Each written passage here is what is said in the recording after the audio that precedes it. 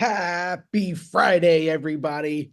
My name is Drew Dickinson, and welcome to this episode of the 3D. It was another sloppy win for Manchester United this week. On Wednesday, United went on the road to face Nottingham Forest in the fifth round of the FA Cup. And once again, becoming kind of a trend here for this season with Manchester United, they relied on a late goal, this time by Casemiro. Bruno Fernandes with the free kick from the left side, puts it near post, bounces Casemiro right off the head into the near post, and United seal the 1-0 victory. Of course, stat-wise, United had the upper hand. They had 20 shots on goal, they had 20 shots, 7 of those shots on target. Nottingham Forest had 16 shots, and only 5 of those were on target. United had the possession advantage, 61% to 39%, something like 500 passes in favor of United to 300 passes in change for Nottingham Forest. But, stats aside, it was just another boring, unenthusiastic performance.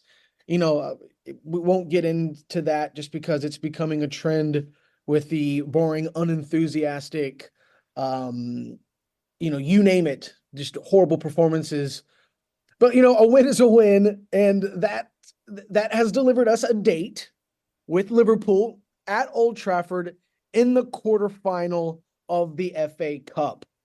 Could Ten Hag get us to the final 2 years in a row? Another Wembley visit for United? We'll just have to wait and see. Some interesting news this week, specifically regarding none other than Manchester United's number 10, Marcus Rashford. It's no secret that the 26-year-old has dipped in form this season. And, whether it's deserved or not, he's taken a lot of backlash from the fans, whether it's at the stadium, online, you name it, lots of backlash. Whether it's from his attitude on the field, off the field, his actions on the field, off the field, whatever. Missing training due to a late night out in Belfast not too long ago sparked even more criticism for the Manchester United forward. Last year, Marcus scored 30 goals in all competitions, and we are at the beginning of March for this season, and he's only got 5 goals in all competitions. The last couple of months that Rasmus Højlund has gotten kind of a little bit more familiar with this United squad, has been scoring goals. Marcus has provided some assists to him, and he also provided some assists in the Champions League to Højlund. But, Marcus has been fairly quiet this season up until now. Just yesterday, before United's upcoming trip to the Etihad on Sunday, Marcus did an interview with the Players Tribune. And in that interview, he admitted his mistakes, both on and off the field. But he most notably, which stuck out to me, he hit out at his commitment or non-commitment to the club. And this is what he had to say, end quote, or begin quote. I can take any criticism. I can take any headline from podcasts, social media, and the papers. I can take it. But if you start questioning my commitment to this club and my love for football and bringing my family into it, then I'd simply ask you to have a bit more humanity, end quote. All right, there it is. That's the fire. In that whole interview, he had the fire, the passion, the boy who dreamed of playing for Manchester United and made that dream a reality.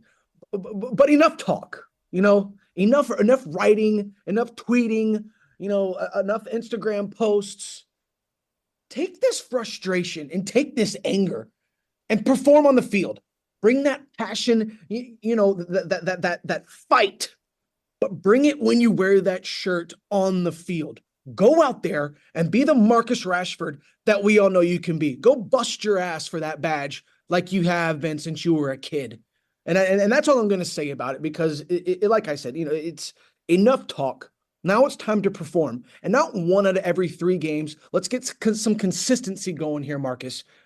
I really do feel just like last year, when you're scoring goals and you're happy, the rest of the team is happy. They feed off of you. So show some leadership. You're not a kid anymore. You're 26, you'll be 27 in October. It's time to start turning it on. Ineos is in the house now. They're not going to put up with any more of that BS. So let's go. Let's perform.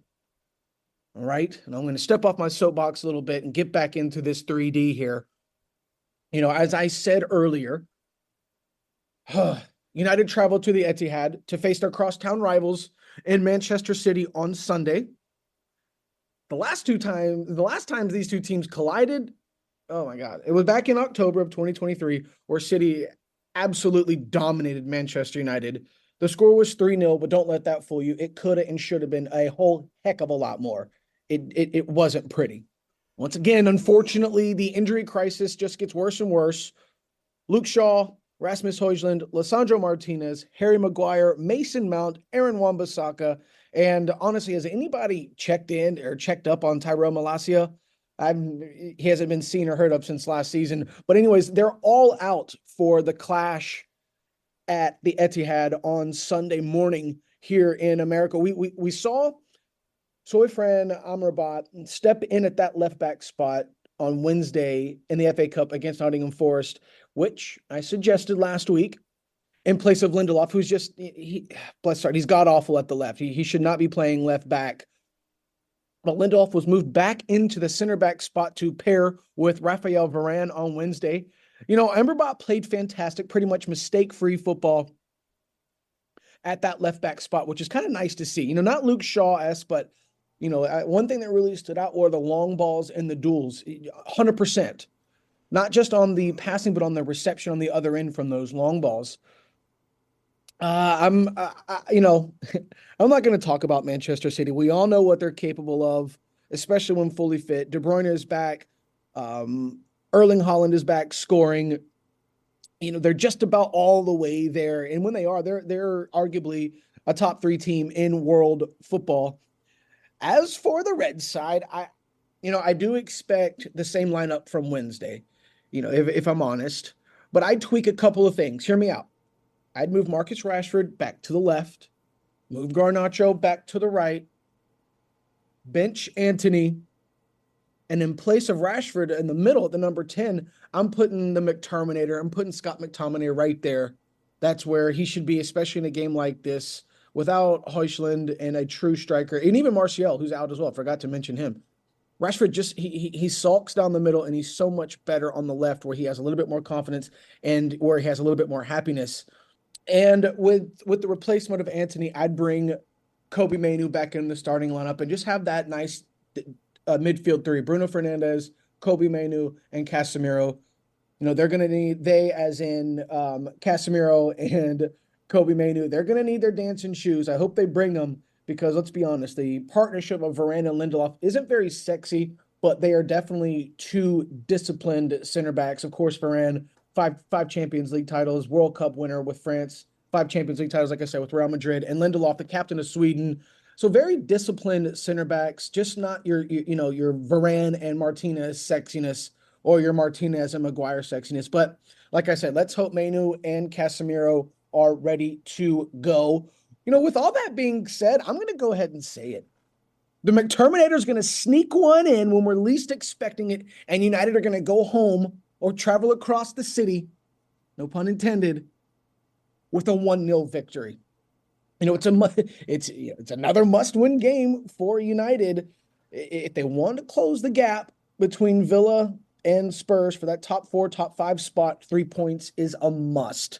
And we all know Ten Hag does not have a good record against top 6 teams away. But let's hope on Sunday we at least get a positive outcome, meaning I want everybody to run their socks off, no complaining, no fake injuries, Bruno, but just go out there and represent the red side of Manchester the way I know you all can. That's going to do it for me this Friday. Thank you all so much for joining me and having some fun with me this afternoon. Enjoy your weekend. Stay dry, stay warm. We've got some good soccer matchups in America and abroad. So, like I said, enjoy all the action. And we will talk to everybody on Monday on the Prim and Proper Preview.